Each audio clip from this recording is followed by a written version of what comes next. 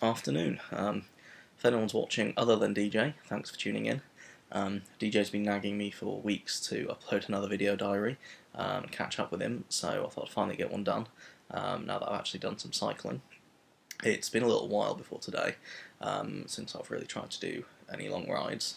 I've been waiting for quite a while to get my bike back from the shop. Last went out about 2 weeks ago, just went out on my old bike. Thought I'll just have quite a steady ride, get used to being in the saddle again, try and take on some hills. I made it about 18 miles. I was doing a fairly reasonable pace, it's about 10 miles an hour. I got my first puncture, so I've learnt my lesson from previous times and hopped off. Whipped out the old tube, got a new one in. I was quite pleased with it actually, it was quite smooth, quite quick, saying that I didn't really know what I was actually doing. Hopped back on the bike and off I went. Turns out I didn't actually know what I was doing. I'd forgotten to check the tyre and find out actually what had caused the puncture, so still had a thorn lodged in the tyre.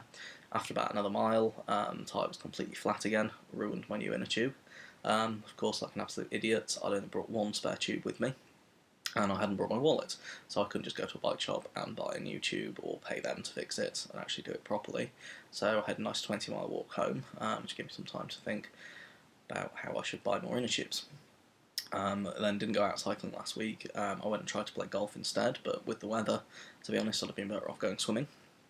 While I've been off not cycling, I've gotten a little bit carried away with buying all of the cycling gear, accessories and things for my bike, so Evans have done very well out of me.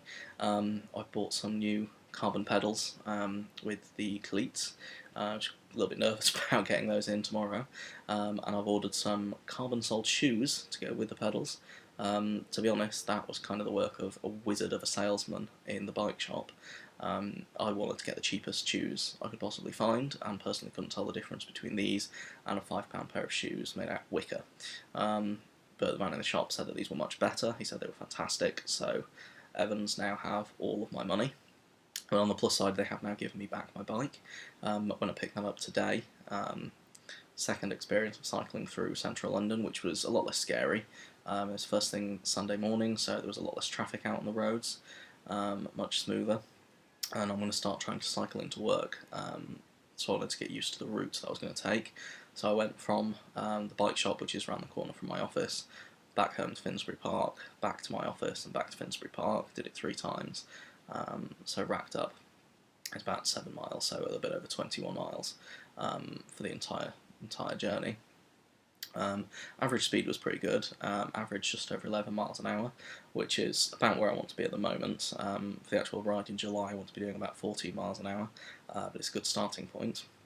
So tomorrow, be up at the crack of dawn, cycle into work, so I'll post an update and see how that goes. Hopefully it won't be nearly as bad as I'm thinking, cycling at rush hour, but hopefully it'll be alright. Need to rack up some miles this week. Ready for going away with DJ next weekend, going back home. I'm going to try and get in some serious training rides, going to try and do 40-50 miles a day over the weekend around Nottinghamshire, tackle some serious hills. But yeah, here we go, let's start to take the training quite seriously now.